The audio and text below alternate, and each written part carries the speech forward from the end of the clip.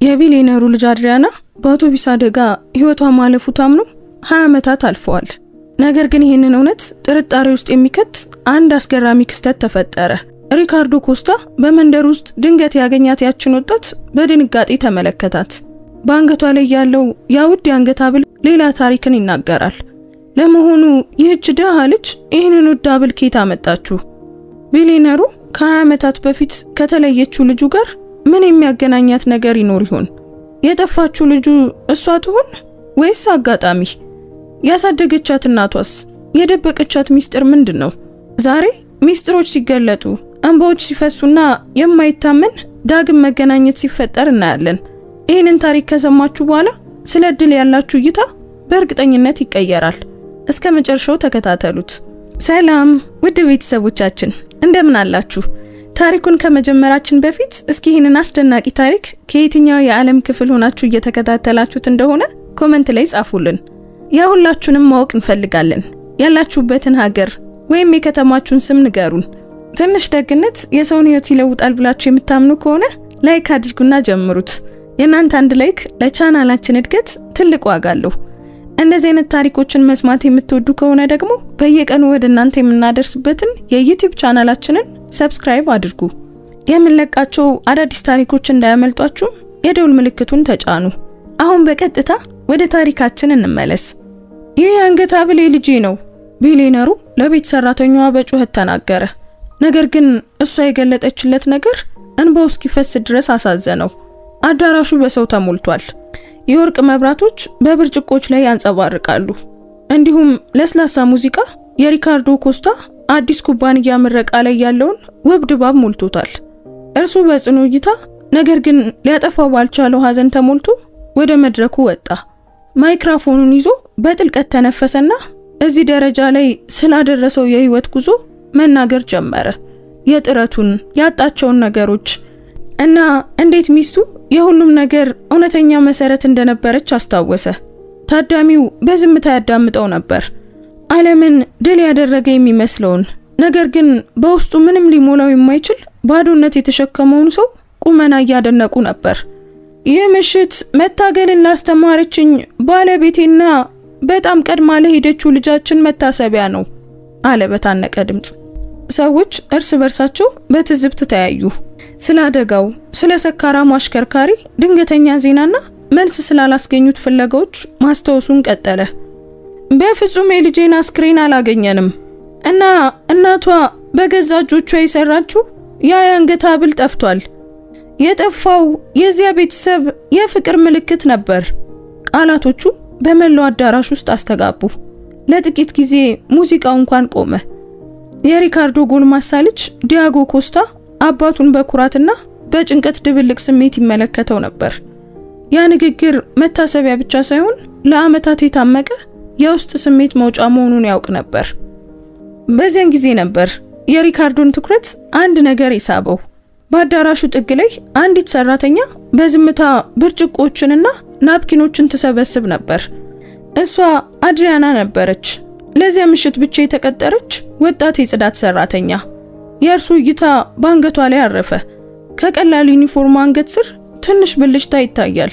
በእጅ የተሰራ በቀለም ያሸበረቁ ዶቃዎች ያሉትና የአበባ ቅርጽ ያለው ተንጠልጣይ ያለው የአንገት ሐብል እርሱ ከጥቂት ሰኮንዶች በፊት የገለጸው ያው ሐብል ነበር። የሪካርዶ ልብ በፍጥነት መምታት ጀመረ። ማይክሮፎኑ በእጆቹ ላይ ይንቀጠቀጣሉ። ንግግሩን አቆመ። ከመድረኩ ወዲያውኑ ወረደ። ታዳሚው ግራ በመጋባት በሹክሹክታ ማውራት ጀመረ። አድሪያና ድንገት መቃረቡን አስተውላ ደነገጠች። ሪካርዶ በቁጣና ባለማመን ስሜት ተሞልቶ በቆራጥነት እየተራመደ መጣ። ይህንን ሐብል ከየት አመጣሽው? ሲል ሁሉም እያዩት መሆኑን ዘንግቶ በከፍተኛ ድምጽ ጠየቃት። እሷ ምን እንደምትል ግራ ገብቷት ስለምን እንደሚያወራ እንደማታውቅ ገለጸች። እርሱ ግን ይበልጥ ተጠጋ። ይሄ ሐብል የልጄ ነበር፣ ሰርቀሹ ነው አይደል? አዳራሹ ጭጭ አለ። አድሪያና ደንግጣ ለመመለስ ሞከረች። ነገር ግን ድምጿ እየተንቀጠቀጠ ወጣ። ጌታዬ፣ እኔ ምንም አልሰረኩም። ይህ ሐብል ሁልጊዜም ከኔ ጋር ነበር። ሪካርዶ በፍጹም ሊሰማት አልፈለገም። ውሸታም ነሽ።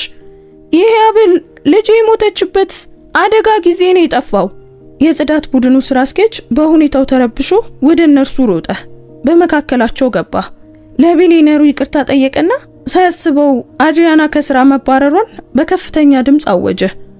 ይህ ስራ ያስፈልገኛል፣ እባካችሁ እናቴን እኔ ነኝ የማስተዳድራት፣ ገንዘብ የለኝም ስትል አይኖቿ በእንባ ቀረው ለመነች።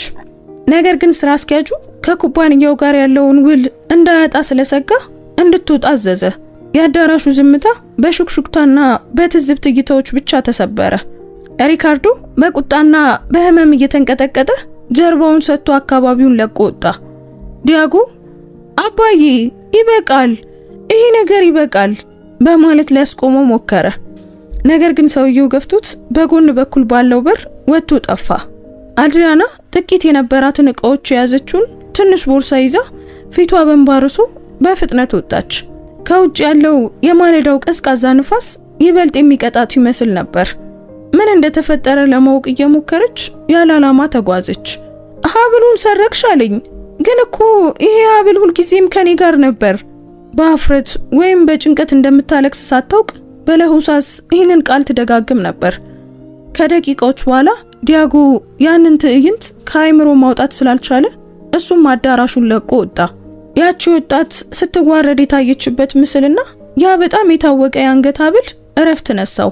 መኪናውን ይዞ ብቻዋን ስትጓዝ እስኪያገኛት ድረስ በመንገዱ ፈለጋት። ከዚያም መኪናውን አቁሞ ወረደ። ቆይ ብሎ ጠራት። እሷ ግን ደንግጣ ዞረች። ችግር አልፈልግም እባካችሁ፣ ቀድሞውኑ ከስራዬ ተባርሬያለሁ። እርሱ ግን የሰላም ምልክት በማሳየት እጆቹን አነሳ። አይ ምንም ችግር አይፈጠርም፣ ለዛ አይደለም እዚህ የመጣሁት፣ ብቻ ማውራት ፈልጌ ነው አመነታች። ነገር ግን የእርሱ ቅንነት የተሞላበት ገጽታ አሳመናት። በአንድ ደካማ መብራት ስር ባዶ የአውቶቡስ ማቆሚያ አጠገብ ቆሙ።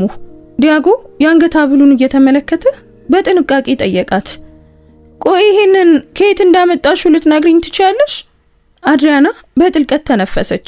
በእርግጠኝነት አላውቅም፣ ግን ከልጅነቴ ጀምሮ ከኔ ጋር ነበር። የማስታውሰው ብቸኛው ነገር አንድ ቀን በጫካ ውስጥ መንቃቴን ብቻ ነው። ልብሶቼ ቆሽሸው ነበር። ብቻዬን ነበርኩ። ከዚያ በፊት ማን እንደነበርኩ አላውቅም። የወደኩ ይመስለኛል።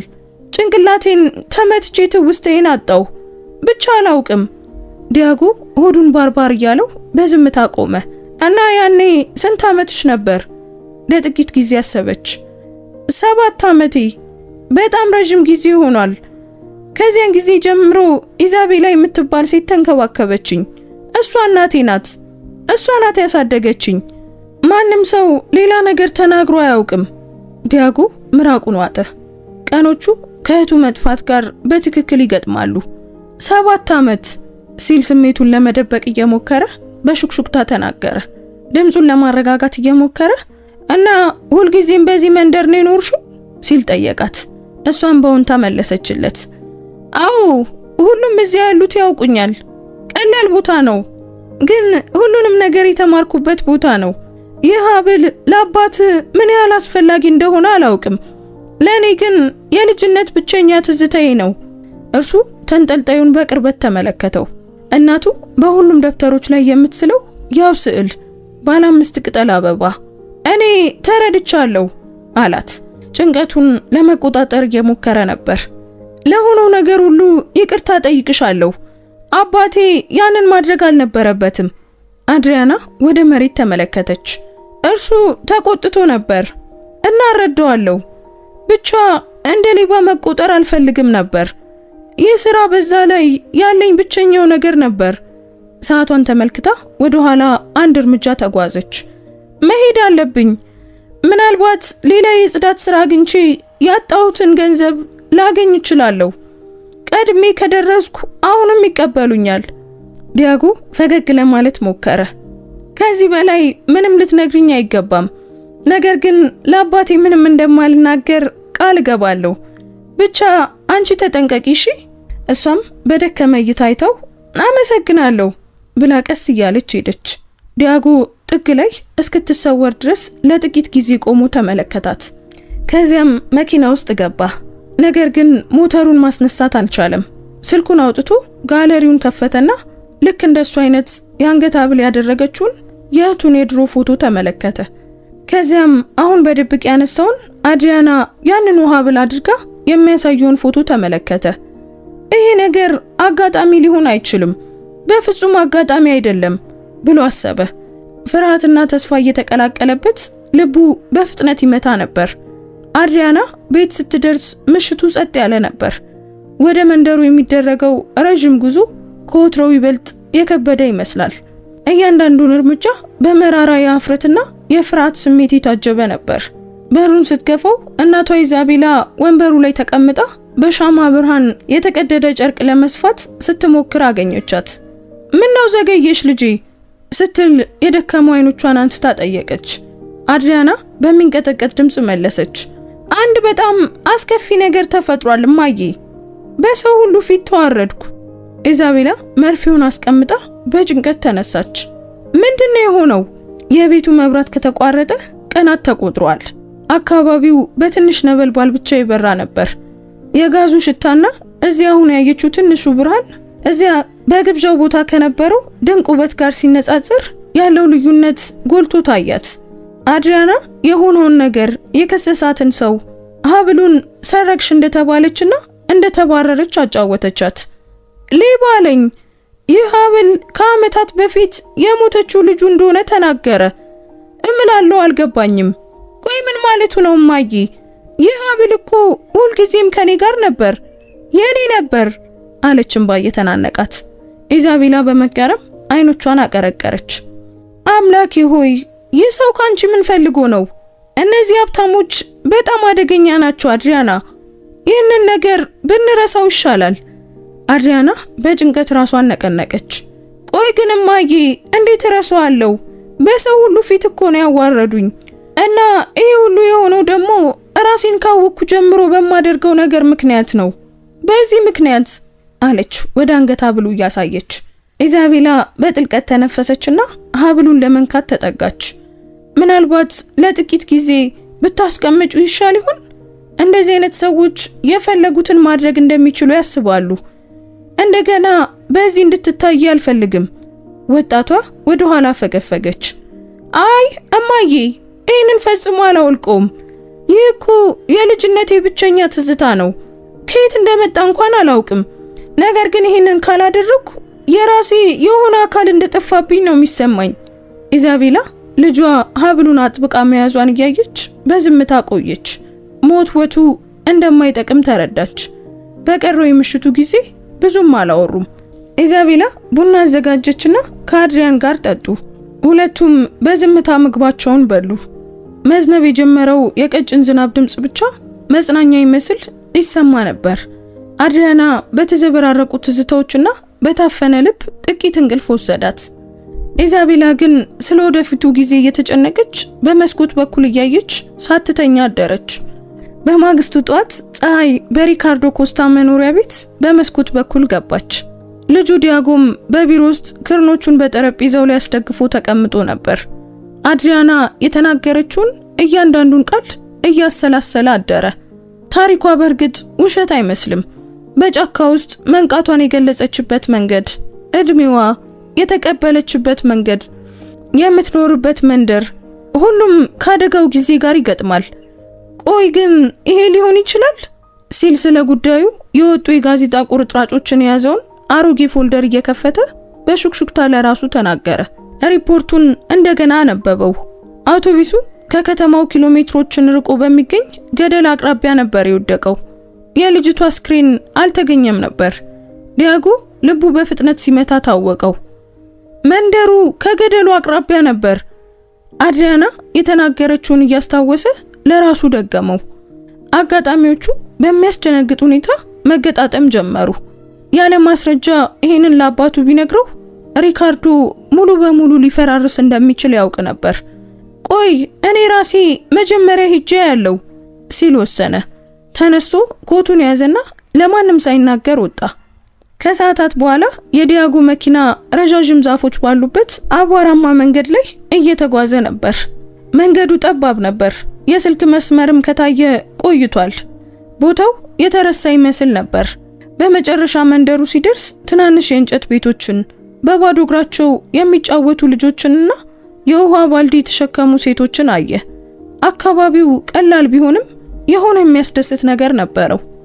መኪናውን ሲያቆም በጥንቃቄ ወደሱ የተጠጉ ነዋሪዎች በጉጉት ተቀበሉት። ዲያጎ በትህትና ፈገግ አለ። እንደምን ዋላችሁ? እኔ ከከተማ የመጣው ነጋዴ ነኝ። እርዳታ ለማድረግና የተቸገሩ ቤተሰቦችን ለመርዳት አንዳንድ ማህበረሰቦችን እያጠናው ነው። አንደኛው የሳር ኮፍያ ያደረገ አዛውንት በጥርጣሬ ጠየቁ። እርዳታ? እና እርሶ ከዚህ ምን ያገኛሉ? ዲያጎ መረጋጋቱን ቀጠለበት። ምንም፣ የሚፈልጉትን መርዳት ብቻ ነው የምፈልገው። ድጋፍ የሚፈልጉትን አንዳንድ የምግብ ቁሳቁሶችንና የጽዳት ዕቃዎችንም አምጥቻለሁ። ለእናንተ ልተወው እችላለሁ። ቀስ በቀስ ድባቡ እየለሰለሰ መጣ። ሰዎቹ ወደ ውስጥ እንዲገባ ጋበዙትና ውሃ ሰጡት። ከአንዳንድ ነዋሪዎች ጋር ካወራ በኋላ ረቀቅ ያሉ ጥያቄዎችን መጠየቅ ጀመረ። ይህ የቆየ መንደር ነው? ጠየቀ። አንዲት ሴት አዎ በማለት አብዛኞቹ ለብዙ ትውልዶች እዚያ እንደኖሩ ተናገረች። እና እዚህ ያሉ ልጆች ሁሉም እዚህ ነው የተወለዱት? አጥብቆ ጠየቀ። ሴቲቱ ሌሎቹን ተመለከተች።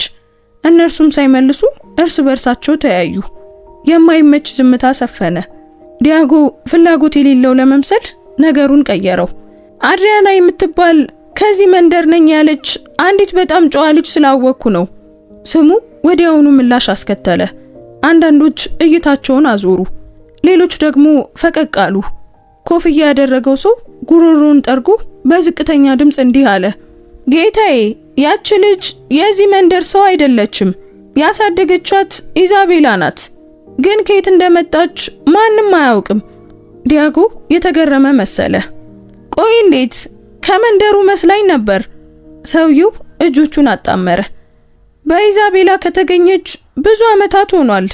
ልጅቷ ምንም አታስታውስም ነበር።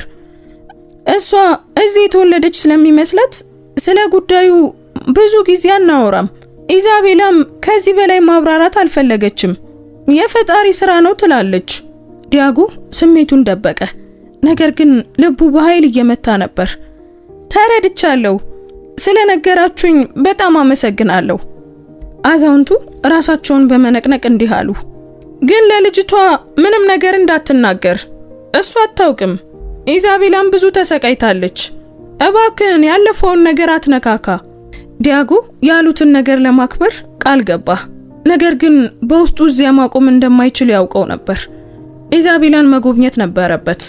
ሰዓታቱ በቀስታ አለፉ። ልጆቹ በአቧራማው መንገድ ላይ ይሮጣሉ። ሴቶች የተሰጡ ልብሶችን ይሰበስባሉ። የመንደሩም ድምፅ እየቀነሰ ሄዶ የአንዳንድ ወፎች ዝማሬ ብቻ ቀረ። ዲያጎ አድማሱን እየተመለከተ ጭንቀቱን ለመቆጣጠር ይሞክራል። እውነት ከሆነ አባቴ ማወቅ አለበት። ግን እውነት ባይሆንስ? በሰላም የሚኖር ቤተሰብን እየጎዳው ቢሆንስ? ለራሱ አጉረመረመ። ሰማዩ ወደ ብርቱካናማነት ሲቀየር አንዲት ሴት በፍራፍሬ የተሞላ ፌስታል ይዛ በደከመ እይታ በአቧራማው መንገድ ስትመጣ አያት። እሷ ኢዛቤላ ነበረች። በሌላ አካባቢ ከነበራት ጊዜያዊ ስራ እየተመለሰች ነበር። ዲያጎ ተነሳ። ሸሚዙን አስተካክሎ ወደ እሷ ተራመደ። እንደምን ዋሉ ወይዘሮ ኢዛቤላ? እንዲህ ያለ ማስጠንቀቂያ በመምጣቴ ይቅርታ ጠይቃለሁ። ቅድመ እርዳታ ይዤ የመጣሁት ሰው ነኝ አለ በትህትና። እሷ የተገረመች ትመስላለች፣ ነገር ግን በደግነት መለሰች። ኦ ነግረውኛል። ከከተማ የመጣኸው ወጣት ነህ አይደል? ይህንን ማህበረሰብ ለመርዳት የመጣኸው። እግዚአብሔር ይባርክህ፣ ፈጣሪ ይባርክህ ልጄ። ዲያጎ በስሱ ፈገግ አለ።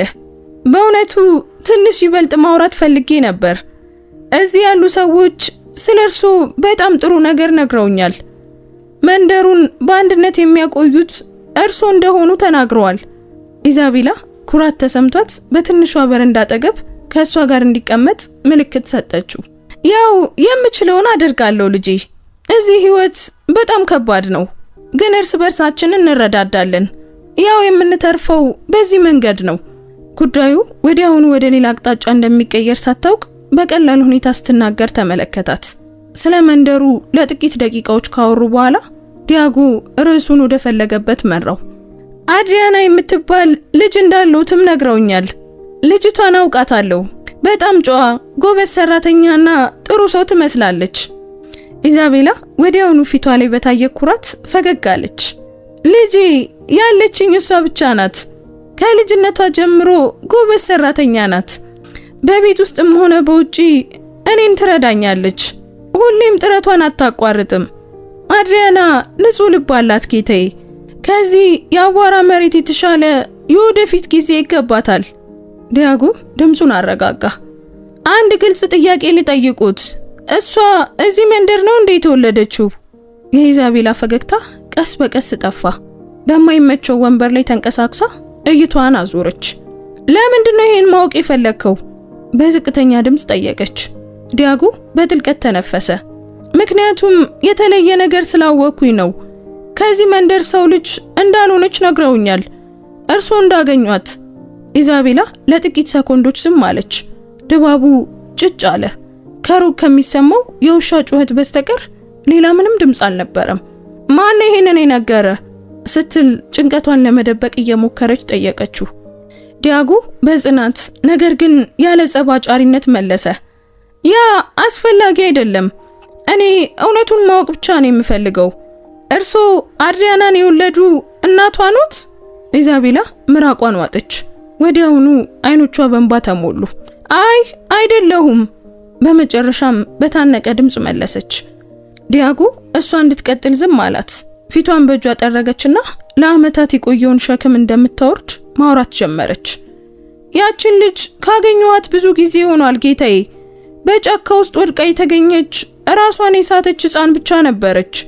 ሰውነቷ ቆሽሾ ልብሶቿ ተቀደውና በአንገቷ ላይ ሀብል ተንጠልጥሎ ነበር። በጣም ደነገጥኩ። በህይወት መኖሯን እንኳን አላወቅኩም። ስትተነፍስ ባየው ጊዜ ወደ ቤቱ ወስጄ ተንከባከብኳት። በቀጣዮቹ ቀናት ግራ ተጋብታ ነቃች። ምንም ነገር አታስታውስም። ምንም ነገር። አድሪያና የሚለውን ስም ብቻ ደጋግማ ትናገር ነበር። ሌላ ምንም የለም። የአባት ስም እንኳን የለም። ዲያጎ እያንዳንዱን ዝርዝር ነገር በጥንቃቄ ያዳምጥ ነበር። ኢዛቤላ ቀጠለች። የጠፋች ልጅ የሚፈልግ ቤተሰብ መኖሩን ለማወቅ ሞከርኩ፣ ግን ማንም ወደዚህ አልመጣም። በጊዜ ሂደትም ፈጣሪ ያችን ሕፃን ላከልኝ መሰለኝ። እኔ መውለድ አልቻልኩም ነበር። ሁልጊዜም ተአምር እፈልግ ነበር። ተአምሩን እንዲያሳየኝ እጠብቅ ነበር እና እርሱም የሰማኝ መሰለኝ። አድሪያናን እንደገዛ ልጅ አድርጌ ያሳደግኳት። በህይወት ለመኖሬም ምክንያት ሆነችኝ። እንቦች በዝምታ ፈሰሱ። ለምን የሆነውን ነገር አልነገሯትም? ሲል ዲያጎ በትህትና ጠየቀ። ኢዛቤላ ራሷን በመነቅነቅ ምክንያቱም በጣም ትንሽ ነበረች። ከዚያም እዚህ የተወለደች መስሏት አደገች። እንዴት ይህን ነገር ከሷ ላይ ወስዳለሁ? እንዴት ሌላ ቤተሰብ የሆነ ቦታ ሊኖር እንደሚችል አስረዳታለሁ? ፈራው። ጥላኝ ትሄዳለች ብዬ ፈራው። የሰረኳት እንዳይመስላት ፈራው። ስለዚህ ሁሉንም ነገር ዝም ብዬ በውስጥ ያኖርኩት። ስህተት እንደሆነ አውቃለሁ፣ ግን እንደገዛ ስጋዬ ወዳታለሁ። ዲያጎ ምን እንደሚል ግራ ገብቶት ዝም አለ። የሴቲቱ ድምጽ ቅን ነበር። እይቷም ምንም አይነት ክፋት እንደሌለበት ያስታውቅ ነበር። በጠፋች ሕፃን ውስጥ ፍቅርን ያገኘች የብቸኛ ሴት ጭንቀት እንጂ ሌላ ምንም ክፋት አላየም። እና ያንን ሀብል አሁንም ታደርገዋለች? ሲል መልሱን እያወቀ ጠየቀ። አሁን በፍጹም አታውልቆም። የልጅነቴ ብቸኛ ትዝታ ነው ትላለች። አንድ ሰው ከከተማ መጥቶ ጥያቄ እንዳይጠይቅ በመፍራት አንድ ጊዜ ልደብቀው አስቤ ነበር፣ ግን ከዛ በኋላ ተውኩት። ያ የሷ አካል ነው። ሰውየው የግኝቱ ክብደት እየተሰማው ፊቱን በእጆቹ አሻሸ። አሁን አድሪያና በአደጋው የጠፋችው ያቺ ልጅ መሆኗን እርግጠኛ ነው። የቀኖቹ መገጣጠም፣ ቦታው፣ ሀብሉ፣ በቃ ሁሉም ነገር ይገጥማል። ይህ ማለት ምን ማለት እንደሆነ ይረዱታል አይደል? አለ በረጋ መንፈስ። ምን እያሰብክ እንደሆነ አውቃለሁ፣ በጭንቀት መለሰች። ግን እባክህ አሁን ምንም አትናገር። አድሪያና ይህንን ለመስማት ዝግጁ አይደለችም። እሷ እዚህ የተወለደች ይመስላታል። ተቃራኒውን ስትሰማ ልትሰበር ትችላለች። አሁን ትንሽ ቆም እንበል። ዲያጎ በጥልቀት ተነፈሰና ወደ መሬት ተመለከተ። እኔ ልጎዳት አልፈልግም። ነገር ግን አባቴ እውነቱን ማወቅ አለበት። እርሱ ልጁን አጥቷል እና በፍጹም አልተጽናናም። እሷ እውነት ራሷ ከሆነችስ? ኢዛቤላ እያለቀሰች አቋረጠችው። ለጥቂት ጊዜ ብቻ ጠብቅ። ነገ እዚህ ትሆናለች። እናም ከሷ ጋር ማውራት ትችላለህ። እኔም አብሬ ሆናለሁ። በድንገት ሳይሆን በረጋ መንፈስ መስማት አለባት። እባክህን እለምንሃለሁ፣ ያለኔ እውቅና ምንም ነገር እንዳታደርግ። የዚያችን ሴት ጭንቀት ተመልክቶ ጉሮሮ ላይ አንድ ነገር ተሰነቀረ። እሺ ብሎ መለሰ። ነገ መለሳለሁ። ኢዛቤላ እንባዋን እየጠረገች ራሷን ነቀነቀች። አመሰግናለሁ። እኔ ለልጄ መልካሙን ብቻ ነው የምመኘው። እውነቱ ይመጣል ወይዘሮ ኢዛቤላ። በትክክለኛው መንገድ ከመጣ ደግሞ ማንንም አይጎዳም። እሺ። ከዚያም ሄደ። ሌላ ቀን ደረሰ። ፀሐይ ገና ሳይሞቅ አድሪያና ከከተማ ተመለሰች። የደከመው ፊቷና ዝግ ያሉ እርምጃዎቿ ተስፋ መቁረጧን ያሳብቃሉ። ምንም ስራ የለም እማዬ። በጣም የሚያስፈልጋትን ገንዘብ ለማግኘት ምንም እድል የለም። የቤቱን በር ስትገፋው ኢዛቤላ ሳሎን መሃል ቆማ ነበር።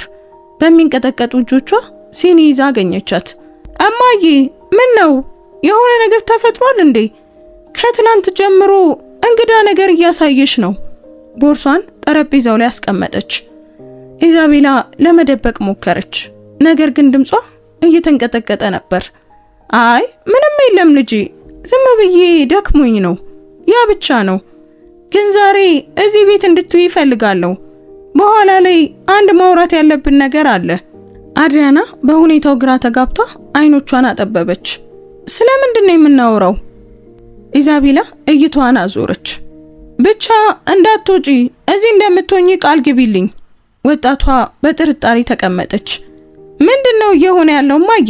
እያስፈራራሽኝ እኮ ነው። ኢዛቤላ ከመመለስ ተቆጠበች። እየተንቀጠቀጠ በሚገኝ ማንኪያ ቡናዋን እያማሰለች ዝም አለች። አድሪያና ደጋግማ ጠየቀች፣ ነገር ግን የሰማችው ትንሽ ጠብቂ የሚል መልስ ብቻ ነበር። ድባቡ ከባድ ነበር። ኢዛቤላ የምታውቀውና ለመናገር ድፍረት ያጣችበት አንድ ነገር ነበር። ጊዜው በቀርፋፋ ሁኔታ አለፈ። ከአንድ ሰዓት በኋላ ነበር ከውጭ የሚሰማው የእግር ኮቴ የሁለቱንም ትኩረት ሳበ። አንድ ሰው ወደ በሩ እየቀረበ ነበር። ኢዛቤላ ለመክፈት ቀደመችና ባለፈው ቀን ወደ መንደሩ የመጣውን ዲያጎ ኮስታን አየችው። አቶ ዲያጎ አለች በመገረም። እርሱ በትህትና መለሰላት። ይቅርታ ወይዘሮ ኢዛቤላ፣ ሁላችሁንም ማነጋገር አለብኝ። አድሪያና ድምጹን ስትሰማ ተነሳች። እርሶ አስታውሶታለሁ፣ በዚያ ምሽት ከግብዣ በኋላ ተነጋግረን ነበር ስለ ሀብሉ አይደል? ዲያጎ ለመረጋጋት እየሞከረ ራሱን ነቀነቀ። አዎ፣ ግን ዛሬ መጣሁት ማወቅ ያለብሽ በጣም አስፈላጊ ነገር ስላለ ነው። አድሪያና ግራ በመጋባት ስሜት ተመለከተችው። አንድ ሀብታም ሰው ከቤቱ እንዲርቆ ምን ያደርጋል? ከቤተሰቡ ጋር በከተማ ውስጥ መሆን አልነበረበትም? በጥልቀት ተነፈሰ። በቤተሰብ ምክንያት ነው እዚህ የመጣሁት። የተፈጠረው ዝምታ የማይመች ነበር። አድሪያና እጆቿን አጣጥፋ ንግግሩን እንዲቀጥል ትጠባበቅ ነበር። ዲያጎ ከመናገሩ በፊት ኢዛቤላን ተመለከተ። ሴቲቱ በድንጋጤ ራሷን አቀረቀረች። በዚያ ምሽት ታስታውሽኝ ይሆናል።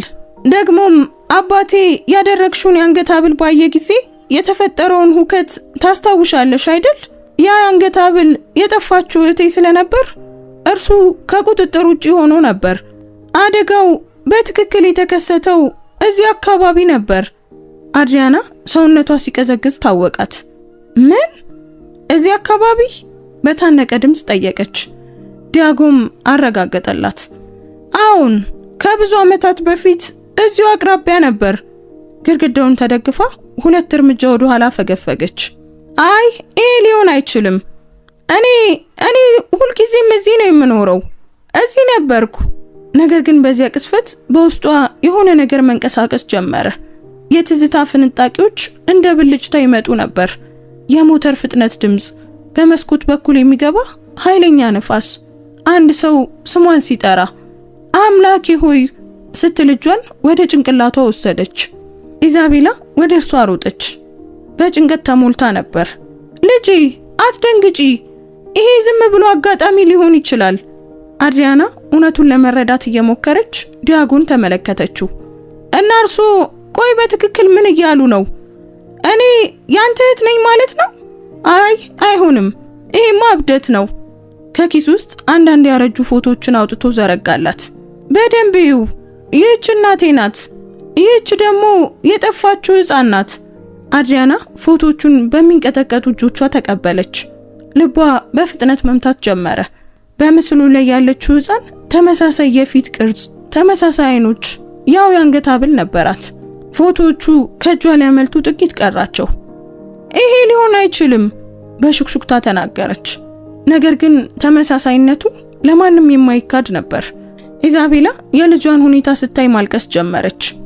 አድሪያና እባክሽን ስሚኝ፣ እውነቱን ልነግርሽ ይገባል። አድሪያና በግራ መጋባትና በድንጋጤ ዞረች። እውነት? የምን እውነት ነው እማዬ? ሴቲቱ ፊቷን በእጆቿ ጠርጋ በችግር ተናገረች። አንቺን ያገኘሁሽ እኔ ነኝ ልጄ። በጫካው መካከል ወድቀሽ የነበርሽ ሕፃን ነበርሽ። ቆስለሽ እናም ቆሽሸሽ ነበር። ይህ ሐብልም በአንገትሽ ላይ ነበር። ማን እንደሆንሽ አታውቂም። አድሪያና የሚለውን ስም ብቻ ነበር የምትናገሪው። እና እኔም ወደ ቤት ወሰድኩሽ፣ ተንከባከብኩሽ፣ እንደ ገዛ ልጄም አሳደግኩሽ። እምላለሁ አንቺን መጠበቅ ብቻ ነበር የፈለግኩት። ዓለም በዙሪያው የምትሽከረከር መሰላት። አድሪያና ነገሩን ለማጤን ጥቂት ሰኮንዶች ወሰደባት። ታዲያ የማስታውሰው ነገር ሁሉ ውሸት ነው? ኢዛቤላ እጆቿን ይዛ አለቀሰች። ውሸት አይደለም፣ እኔ እንደወለድኩሽ ልጄ ነው የምወድሽ። እንዴት እንደምነግርሽ ብቻ አላወኩም። አንቺን እንዳያሳጣኝ ፈራው። አድሪያና እንባዋን ለመቆጣጠር እየሞከረች በጥልቀት ተነፈሰች። የሆነ እንግዳ ነገር እንዳለ ቀድሞውኑ ጠረጥር ነበር። ከየት እንደመጣው ማንም በትክክል ሊነግረኝ አልቻለም። ግን እማዬ አንቺን ላለማስቀየም ፈርቼ አልጠየቅኩሽም ነበር። አንቺን መጉዳት አልፈለኩም። ዲያጎ ሁኔታውን በዝምታ ይታዘብ ነበር። ምን እንደሚል ግራ ገብቶታል። አድሪያና ወደ እርሱ ተመልክታ ጠየቀችው። እና አሁን ምን ሊፈጠር ነው? እርሱ በዚህ ላይ እንዴት እርግጠኛ ሊሆኑ ቻሉ? በጽናት መለሰላት። በእርግጥ ገና ማስረጃ የለኝም። ነገር ግን ቦታው፣ ቀኑ፣ የአንገት ሐብሉና ትዝታዎቹ ችላ ለማለት በጣም ጠንካራ ናቸው። እኔ የመጣሁት አድሪያና ከቤትሽ ላስወጣሽ አይደለም። የመጣሁት በትክክል ማን እንደሆንሽ እንድታውቂ ልረዳሽ ነው። አድሪያና ሁሉንም ነገር ለመቀበል እየሞከረች በጥልቀት ተነፈሰች። እኔ አሁን ምን እንደማስብ አላውቅም። ያለኝ ነገር ሁሉ፣ ማንነቴ፣ ሁሉም እዚህ ነው ያለው። አሁን ደግሞ እርሱ ምናልባት መላው ህይወቴ በሌላ መንገድ እንደተጀመረ ይነግሩኛል። ዲያጎ ራሱን ባውንታ ነቀነቀ። ይገባኛል፣ ነገር ግን መልስ ከፈለግሽ አባቴን ማየት ይኖርብሻል። የእርሱን ታሪክ መስማት አለብሽ። እርሱ ብቻ ነው ይህንን ማረጋገጥ የሚችለው። ኢዛቤላ እንባዋን ጠርጋ በስጋት ልጇን ተመለከተች። ከሄድሽ እርሱ ሊወስድሽ ይፈልግ ይሆናል። እኔ ይህንን መቋቋም አልችልም። አድሪያና እጆቿን አጥብቃ ያዘቻት። በመካከላችን ምንም የሚቀየር ነገር የለም እማዬ፣ አንቺ ያሳድገሽኛል። የማውቀውን ነገር ሁሉ አንቺ ነሽ ያስተማርሽኝ። ምንም እንኳን የመጣሁበት ቦታ ሌላ ቢሆንም አንቺ ሁልጊዜም እናቴ ትሆኛለሽ። ኢዛቤላ ይበልጥ አለቀሰችና አጥብቃ አቀፈቻት። ቀድሜ ልነግርሽ ይገባኝ ነበር፣ ግን ፍርሃቱ በለጠብኝ። አድሪያና በለሆሳስ መለሰች። አሁን ከእንግዲህ ግድ የለም፣ እውነቱ ወጥቷል። ዲያጎ እፎይታ ተሰማው። ነገር ግን ጥንቃቄ በተሞላበት ድምፅ ተናገረ። ከተስማማችሁ አሁኑኑ ከአባቴ ጋር እንድትነጋገሩ ልወስዳችሁ እችላለሁ። ሙሉ ሰዓቱን እኔ አብሬያችሁ ለመሆን ቃል እገባለሁ። ሁለቱ እርስ በርሳቸው ተያዩ። አድሪያና አሁንም ግራ እንደተጋባች ቢሰማትም ወሰነች። እሺ፣ ከየት እንደመጣው በእርግጥም ማወቅ እፈልጋለሁ፣ መረዳት እፈልጋለሁ። ኢዛቤላ የልጇን ጸጉር እየዳበሰች ፈገግ ለማለት ሞከረች። እንግዲያውስ አብረን እንሄዳለን። ነገር ግን ምንም ይሁን ምን አንቺ ሁልጊዜም የኔ ልጅ መሆንሽን አታቆሚም። ከዚያም ሶስቱም እውነቱን በአንድ ጊዜ ለመግለጥ ተዘጋጅተው ወደ መኪናው ገቡ። የዲያጎ ኮስታ መኪና ወደ ግዙፉ መኖሪያ ቤት በሚያስገባው ረጅም የድንጋይ መንገድ በቀስታ ተጓዘ። የብረት በሩ በቀስታ ተከፈተ። አድሪያናና ኢዛቤላ የቤቱን ግዝፈት እያዩ በዝምታ ተውጧል። መስኮቶቹ ግዙፍ፣ የአትክልት ስፍራው እንከን የለሽና የመግቢያው መብራቶች የእያንዳንዱን ትልቅ ቤት ዝርዝር ያበሩት ነበር። አድሪያና ደንግጣ ዙሪያዋን ተመለከተች። እኔ እንዲህ ያለ ቦታ ገብቼ አላውቅም ስትል በሹክሹክታ ተናገረች። ኢዛቤላ እጇን ጨመቅ አደረገችው። አትፍሪ ልጄ፣ እዚህ የመጣ ነው ሁሉንም ነገር ለመረዳት ብቻ ነው። ዲያጎ መኪናውን አቁሞ ከመውረዱ በፊት በጥልቀት ተነፈሰ። አባቴ ቤት አለ፣ እንደምንመጣ ግን አያውቅም። ግን እንዲህ መሆኑ የተሻለ ነው። እውነቱ በአንድ ጊዜ መነገር አለበት። ሁለቱም ወጣቱን ተከትለው ወደ መግቢያው አመሩ። የጫማቸው ድምፅ በእብነበረድ ወለሉ ላይ ያስተጋባ ነበር። አካባቢው የባለ ሀብት ሰፈር መሆኑን ያሳብቃል። ነገር ግን ለዓመታት ብቻውን የኖረ ሰው የሚሰጠውን አይነት ቅዝቃዜም ያንጸባርቃል። አንዲት ሰራተኛ ዋናውን በር ከፍታ ዲያጎ መምጣቱን አበሰረች። ከላይኛው ፎቅ አንድ ጠንካራ ድምፅ እነማን አብረውት እንዳሉ ጠየቀ። በጥቂት ሰኮንዶች ውስጥ ሪካርዶ ኮስታ በቁም ነገርና በደከመ እይታ በደረጃው አናት ላይ ታየ። አድሪያናን ሲያይ ፊቱ ወዲያውኑ ተለወጠ። አንቺ አለ በመገረም። ይህች ወጣት እዚህ ምን ታደርጋለች? እንደገና ልታበሳጨኝ ነው የመጣችው? ከእንግዲህ ይህ ጉዳይ በቤቴ ውስጥ እንዲነሳ እንደማልፈልግ በግልጽ ተናግሬያለሁ። አድሪያና ለመመለስ ድፍረት አታባለችበት ቆመች። ዲያጎ ወደፊት አንድ እርምጃ ተጓዘ። አባዬ እባክህ ስማኝ። እርሷንና ወይዘሮ ኢዛቤላን ይዤ የመጣሁት ልታውቀው የሚገባ በጣም አስፈላጊ ነገር ስላለ ነው። ሪካርዶ ቁጣውን ሳይደብቅ በጽኑ እርምጃ ደረጃዎቹን ወረደ። እኔ ምንም መስማት አልፈልግም። ይህ ታሪክ ቀድሞውኑ በቂ አፍረት አምጥቶብኛል። ዲያጎ ድምፁን ከፍ አደረገ። አባዬ፣ ይህች ወጣት እህቴ ልትሆን ትችላለች። ወዲያውኑ ጸጥታ ሰፈነ። ሪካርዶ ያልገባው ይመስል ደረጃው መሃል ላይ ቆመ።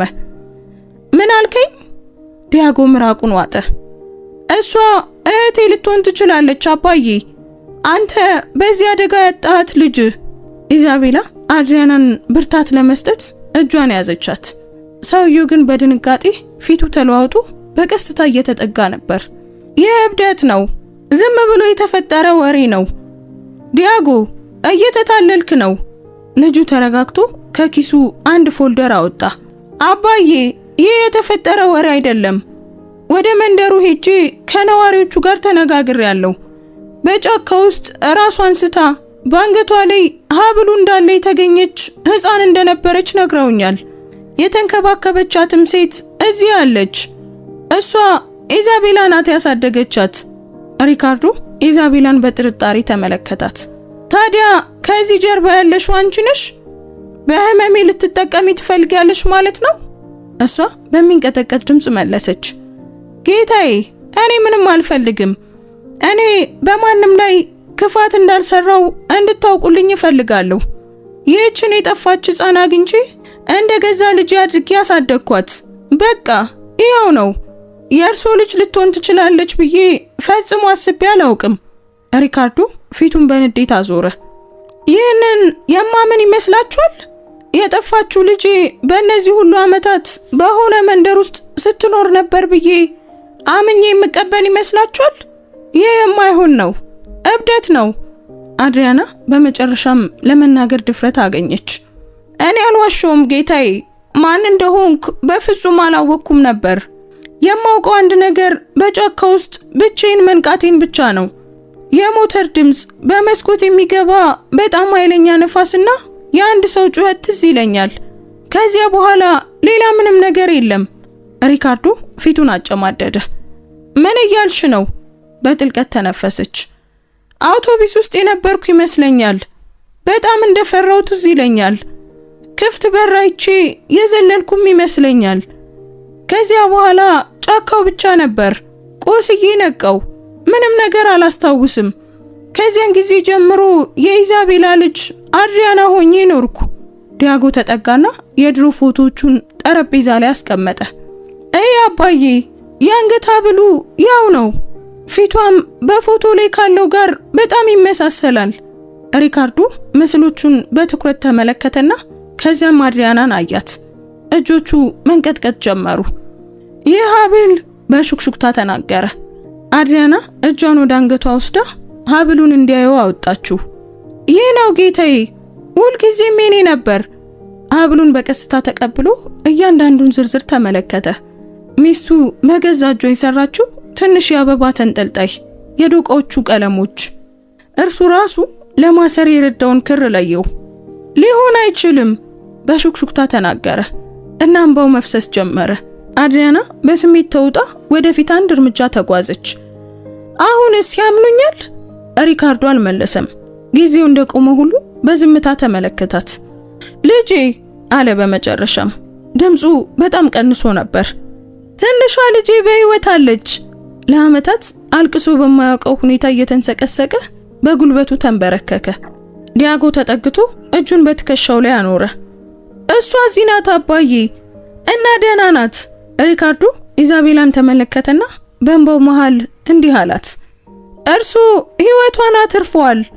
ሁሉንም ነገር ቀማኝ ብዬ አምላክን ስወቅስ ዓመታትን አሳልፌ ነበር። እርሱ ግን በጣም የምወደውን ነገር ወደ እኔ መለሱልኝ። አመሰግናለሁ። ኢዛቤላ በእንባ መሃል መለሰች። እኔ ያደረኩት ማንኛውም እናት የምታደርገውን ነገር ነው። ዳግም መገናኘቱ የማይቀር ነበር። ሪካርዶ ተነስቶ አድሪያናን አጥብቆ አቀፋት። በዚያ ምሽት በጩኸት ስላናገርኩሽ ይቅርበኝ።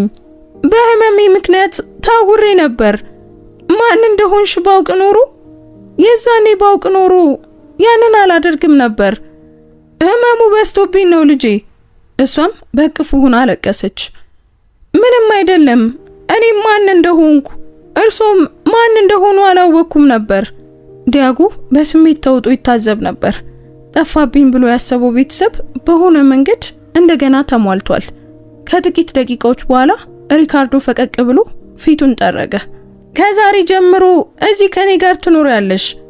እርቀሽ ኖረሽ ብዙ ጊዜ አቃጥለናል። አድሪያና በጥልቀት ተነፈሰችና በቅንነት መለሰች። እፈልጋለሁ፣ ነገር ግን የነበረኝን ህይወት ችላ ማለት አልችልም። ኢዛቤላ እናቴ ናት፣ መንደሩም ቤቴ ነው። ጊዜን በሁለቱ ዓለማት መካከል መክፈል እፈልጋለሁ። ሪካርዶ ለጥቂት ጊዜ አመነታ፣ በመጨረሻም ተስማማ። ይሁን ልጄ፣ የተንከባከበሽን ሰው የመውደድ መብቱ አለሽ። ያንን ፈጽሞ ልንነጥቅሽ አንችልም። ዲያጎ ድባቡ መለሳለሱን አይቶ አንድ ሐሳብ አቀረበ። አባዬ፣ የመንደሩን ሰዎች ለመርዳት የኩባንያውን የእርዳታ ፈንድ ለምን አንጠቀምም? በጣም በትንሽ ነገር ነው የሚኖሩት። አድሪያናም በእነዚህ ሁሉ ዓመታት የቆየችው እዚያ ነው። ሪካርዶ ልጁን ተመልክቶ ወዲያውኑ በሐሳቡ ተስማማ። ልክ ነህ ልጄ። ልጄን ላሳደጉልኝ ላደርገው የምችለው ትንሹ ነገር ያ ነው። ከዛሬ ጀምሮ ያ መንደር ችግር እንዳይነካው። ኢዛቤላ በስሜት ተውጣ መሰገነች። አድሪያና ግን አሁንም የአንገት ሐብሉን በእጇ ይዛ ግድግዳው ላይ የተሰቀለውን የአንዲት ሕፃን የድሮ ፎቶ ትመለከት ነበር። አሁን ለምን ይህ ሐብል ሁልጊዜም እንግዳ ስሜት ይሰጠኝ እንደነበር ገባኝ አለች ፈገግ ለማለት እየሞከረች። ሪካርዶም መለሰ፣ ምክንያቱም ሁልጊዜም የቤትሽ አካል ስለነበረ ነው። እንደገና አቀፋት። በዚህ ጊዜ እቅፉ የጥርጣሬ ሳይሆን የመተዋወቅ ነበር፣ የናፍቆት እቅፍ። የዓመታት ህመም በመጨረሻም ወደ እፎይታ መለወጥ ጀመረ። ቀጣዮቹ ቀናት አድሪያና፣ ኢዛቤላ፣ ሪካርዶና ዲያጎ ከኖሩት ህይወት ሁሉ የተለዩ ነበሩ። ከብዙ ዓመታት በኋላ ለመጀመሪያ ጊዜ ቢሊየነሩ ፊት ላይ ቀለል ያለ ፈገግታ ይታይ ነበር። ምክንያቱም አሁን ሙሉ ነበር። ቃል የገባውን ሁሉ እየፈጸመ ነበር። የምግብ ቁሳቁሶች፣ መሳሪያዎችንና የግንባታ ዕቃዎችን የጫኑ የጭነት መኪኖች ወደ ትንሿ መንደር ይጎርፉ ነበር። ነዋሪዎቹ ያ ኃያል ሰው በእርግጥ እዚያ ተገኝቶ እያንዳንዳቸውን እየረዳ መሆኑን ማመን አቅቷቸው በመገረም ይመለከቱት ነበር። ሪካርዶ ሁሉንም ነገር በቅርበት ይከታተል ነበር። በዲያጎ ታጅቦ በአቧራማዎቹ መንገዶች ላይ ይራመድ ነበር። አባዬ፣ የኤሌክትሪክ ኩባንያው ሰዎች እስከ ነገ ድረስ በሁሉም ቤቶች ውስጥ መብራት ይገባል ብለዋል። ዲያጎ አበሰረ። ሪካርዶ የእርካታ ስሜት ተሰማው። ህይወታቸውን ሙሉ ይሄንን ሲጠባበቁ ነበር። አሁን እኛ የምንከፍልበት ተራችን ነው። አድሪያና ከሩቅ ሆና ከአንዳንድ ጎረቤቶች ጋር የምግብ ቅርጫቶችን በማውረድ ትረዳ ነበር። አባቷና ወንድሟ ሲመጡ ባየች ጊዜ ፈገግ አለች። ይህ ሁሉ የሆነ መሆኑን አሁንም ማመን አልቻለችም። ቀድሞ በሻማ ብርሃን ነበር የሚኖሩት። አሁን ግን በእያንዳንዱ ጥግ አዳዲስ መብራቶች እየተተከሉ ነው። ሪካርዶ በረጋ መንፈስ ተናገረ። ልጄ፣ ይሄ ገና ጅምሩ ነው። እኔ ባልቻልኩበት ጊዜ ይሄ መንደር ተንከባክቦሻል። አሁን ደግሞ እኔ መንደሩን መልሼ እንከባከበዋለሁ። ይህ ተገቢ ነው። ኢዛቤላ እጆቿን በአፕሮኗ እየጠረገች ቀረበች። አቶ ሪካርዶ፣ እንዴት አድርጌ እንደማመሰግኖት አላውቅም። እነዚህ ሰዎች እንዲህ ያለ ተስፋ ኖሯቸው አያውቅም። እርሱም ፈገግ ብሎ መለሰ። አቶ ብለው አይጥሩኝ። እርሶ እኮ ልጄን አትርፈዋል። ይህንን የሚከፍል ምንም አይነት ሀብት የለም። በእርሱ ኢንቨስትመንት ኢዛቤላ በመጨረሻም የቆየ ህልሟን አሳካች። በመንደሩ መግቢያ ላይ ትንሽ የጣፋጭ መሸጫ ሱቅ ከፈተች። መደርደሪያዎቹ ቀላል ቢሆኑም የኬክና የትኩስ ዳቦ ሽታ ከሩቅ የመጡትን እንኳን ይስብ ነበር። አድሪያና በቻለችው ጊዜ ሁሉ ደንበኞችን በማገልገል ከልጆች ጋር በመሳቅ ጊዜዋን ታሳልፍ ነበር። በአንድ ከሰዓት ሪካርዶ ወደ ቦታው ገባና በኩራት ዙሪያውን ተመለከተ። ይህ ሱቅ አንድ ቀን ዝነኛ ይሆናል። በሆነ ጊዜም በዚሁ ስም እንዲቀጥል እፈልጋለሁ። የገነቡትን ነገር ለዘላለም ለማቆየት ጣፋጭ ሱቅ ላደርገው የሚችለው ትንሹ ነገር ነው። ኢዛቤላ በስሜት ተውጣ ሳቀች። በህይወቴ እንዲህ ያለ ነገር ሰማለሁ ብዬ አስቤ አላውቅም። ቀስ በቀስ መንደሩ መለወጥ ጀመረ። ቤቶቹ አዲስ ቀለም ተቀቡ። የንግድ እንቅስቃሴውም አደገ። እንዲያውም ለልጆች መጫወቻ ያለው ትንሽ ፓርክም ተገነባ። ቀድሞ የተረሳ ቦታ የነበረው አሁን በቅንነቱና በእንግዳ ተቀባይነቱ መታወቅ ጀመረ። ዲያጎ በቀጥታ በፕሮጀክት ውስጥ ተሳተፈ። ቅዳሜና እሁድ ጎብኚዎችን የሚያወጣ የማህበረሰብ ቱሪዝም አውታር ፈጠረ። አድሪያና ሰዎች ይህ ቦታ ምን ያህል ውብ እንደሆነ ማየት አለባቸው ትል ነበር። ሁሉንም ነገር ሲያሳካው ስታይ ልቧ ቀለለ። ህይወት በመጨረሻም የቀማትን እየመለሰላት ያለ ይመስል ነበር። በአንድ ብሩህ ጧት ቤት ውስጥ በበረንዳ ላይ ተቀምጣ የወለደቻትን እናቷን ፎቶ ትመለከት ነበር። ሪካርዶ በብዙ ትዝታ ስለሚነግራትና አሁን ለይታ ስለምታውቃት ሴት የፎቶውን ፊት ዳበሰችው። ድንገትም የትዝታ ሰንሰለቶች እንደ ፈጣን ፊልም በአይምሯ ውስጥ መጡ። የሚንቀሳቀሰውን አውቶቡስ ሹፌሩን በከፍተኛ ድምጽ ሲናገርና በአየሩ ላይ ያለውን የጠንካራ አልኮል ሽታ አስታወሰች። በደንብ ያልተዘጋውን የሚወዛወዘውን በር፣ እያደገ የመጣውን ፍርሃት እና ተሽከርካሪው ከቁጥጥር ውጪ መሆኑን ስታውቅ ለመዝለል ያደረገችውን ድንገተኛ ውሳኔ አስታወሰች። መውደቅ፣ የንፋስ ድምጽ፣ ግጭቱና ከዚያም የጫካው ዝምታ። ዘለልኩ ስትል በአይኖቿ እንባ አቅርሮ በጩኸት ተናገረች። ዘልዬ ስለወጣው ተረፍኩ። ሪካርዶ ሲመጣ ወዲያውኑ ጠራችሁ። አባዬ፣ ሁሉንም ነገር አስታውሻለሁ አለች በታነቀ ድምጽ። እርሱም በጭንቀት ወደሷ ተጠጋ። ምን እያልሽ ነው ልጄ? አድሪያና እያንዳንዱን ዝርዝር ነገረችው። ስለ ሰካራሙ ሹፌር፣ ስለደረሰው አደጋና የተረዳችበትን ቅስፈት፣ ለመዝለል ያሳየችውን ድፍረት፣ ሁሉንም ነገር ነገረችው። ከአውቶቡሱ ጋር አብሬ ሞት ነበር፣ ነገር ግን የሆነ ነገር ጠበቀኝ። ምናልባትም አምላክ፣ ምናልባትም የእናቴ ጸሎት። ሪካርዶ እንባውን መግታት አልቻለም። አድሪያና፣ በተአምር ነው የተረፍሽው። ከአምላክ የለመንኩት ሁሉ አንቺን አንድ ጊዜ ዳግመኛ የማየት እድልን ብቻ ነበር። አሁን ግን ገባኝ። እርሱ በፍጹም ካንቺ አልለየኝም። መጀመሪያውንም አልወሰደሽም። ለጥቂት ጊዜ ደብቆሽ ነበር። አብራው እያለቀሰች አቀፈችው። ሁሉንም ነገር ያጣው መስሎኝ ነበር አባዬ፣ ግን እንደ እውነቱ ከሆነ ሁለት ቤተሰቦችን አገኘው። ዲያጎ ወደ በረንዳው ገባና ተቃቅፎ አገኛቸው። እድል ቢዘገይም እንደገና አገናኝቶናል አለ ፈገግ ብሎ። ሪካርዶ ወደ ሰማይ እየተመለከተ ራሱን ነቀነቀ። አዎ ልጄ፣ ህይወት መፍትሄ የሌለው የሚመስለንን ነገር የምታስተካክልበት የራሷ የሆነ እንግዳ መንገድ አላት። ከጥቂት ሳምንታት በኋላ መንደሩ ተቀይሮ ነበር። የኤሌክትሪክ ብርሃን መንገዶቹ ላይ ያበራ ነበር። መስኮቶቹም በምሽት ያንጸባርቃሉ። የትንሿ ቤተክርስቲያን ደውል ይሰማል። ሰዎቹ ምርጥ ልብሶቻቸውን ለብሰው ከጠዋት ጀምሮ ተሰባስበው ነበር። አድሪያና፣ ኢዛቤላ፣ ዲያጎና ሪካርዶ አብረው ገብተው በአንድ ወንበር ላይ ጎን ለጎን ተቀመጡ። ቄሱ ስለ ፍቅር፣ ይቅርታና ዳግመኛ መጀመር በማውራት ስነ ስርዓቱን ጀመሩ። ጊዜ ለየውን አምላክ ያገናኛል አሉ እርሳቸው። ይህ ሲሆን ደግሞ የትኛውም ህመም በከንቱ እንዳልሆነ ለማሳየት ነው። በስብከቱ ወቅት ሪካርዶ ከጎኑ ያሉትን ሁለቱን ሴቶች ተመለከተ። ለብዙ ዓመታት ያልተሰማውን ስሜት አስተዋለ። ሰላም እየተሰማው ነበር። በአንድ እጁ የአድሪያናን እጅ፣ በሌላኛው ደግሞ የኢዛቤላን እጅ ያዘ። ምንም ቃል አልተናገረም። ነገር ግን ድርጊቱ በቂ ነበር። ከባለቤቱ ሞት በኋላ አብሮት የነበረው ባዶነት በመጨረሻም መጥፋቱን ተረዳ። አጠገባቸው ተቀምጦ የነበረው ዲያጎ መላው ቤተሰቡን በአንድነት ሲያይ በኩራት ይታዘብ ነበር። ቅዳሴው ሲያበቃ የፀሐይ ጨረሮች በቤተ ክርስቲያኑ ባለቀለም መስታወት ውስጥ አልፈው አድሪያናን አበሯት። ያደረገችው የአንገት ሐብል በብርሃኑ ስር ደምቆ ይበራ ነበር። ቀለሙንም ወለሉ ላይ ያንጸባርቀው ነበር። ኢዛቤላ ተመልክታ ፈገግ አለች። ይህ ሐብል ሁልጊዜም ልዩ ነበር። አሁን ለምን እንደሆነ ገብቶኛል። ሪካርዶ በለሆሳስ መለሰ። ያጣነውንና ያገኘነውን ነገር ይወክላል። አድሪያና የሁለቱንም እጅ ጨመቅ አድርጋ እንዲህ አለች። ታሪካችንን ይወክላል። በህመም የጀመረ ግን በፍቅር የጨረሰ ታሪክ። ደውሎቹ እንደገና ተደወሉ። ትንሿ ቤተ ክርስቲያን በሳቅ በእቅፍና በእንባ አስተጋባች። ከውጭ ልጆች በአዲሱ ፓርክ ውስጥ ይሮጣሉ። ከኢዛቤላ ሱቅ የሚመጣው የጣፋጭ ዳቦ ሽታም በአየሩ ላይ ይሰራጫል። ሪካርዶ በጥልቀት ተነፈሰና ዲያጎን እንዲህ አለው።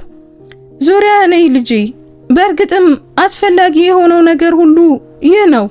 ዲያጎም በፈገግታ መለሰ። እሱን ተምረናል አባዬ። አንዳንድ ጊዜ ሊተርፍ የሚችለውን ነገር ዋጋ ለመረዳት ማጣት ያስፈልገናል።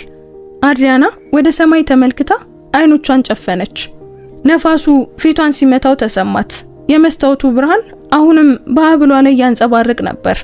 የወለደቻት እናቷ ትዝታ በዚያው በእያንዳንዱ ቀለም ውስጥ በህይወት እንዳለ ሁሉ ነበር። በዚያች ቅጽበት ያለፈው ነገር ከእንግዲህ ሸክም እንዳልሆነ፣ ይልቁኑ ለብዙ ዓመታት ወደ ጠበቃት ፍቅር ያደረሳት መንገድ መሆኑን ተረዳች። ውድ ቤተሰቦቻችን የዛሬው ታሪካችን በዚሁ ተጠናቋል። እስኪ ታሪኩን እንዴት አገኛችሁት? ምንስ ተማራችሁበት? ኮሜንት ላይ ሐሳብ አስተያየታችሁን ጻፉልን። እዚህ ድረስ ካያችሁትና ከጨረሳችሁትም ጨርሻለሁ ያላችሁ ጻፉልን። አንዲት የደግነት ተግባር የሰውን ህይወት ትቀይራለች ብላችሁ የምታስቡ ከሆነም ይህን ቪዲዮ ላይክ እና ሼር አድርጉት። እንደዚህ አይነት አስተማሪ ታሪኮችን በየቀኑ ወደ እናንተ የምናደርስበትን የዩቲዩብ ቻናላችንንም ሰብስክራይብ በማድረግ ቤተሰባችንን ተቀላቀሉ። አዳዲስ ታሪኮችን እንደለቀቅን እንዲደርሷችሁ የደውል ምልክቱን ተጫኑ። እናመሰግናለን። እንወዳችኋለን። ቸር ቆዩን።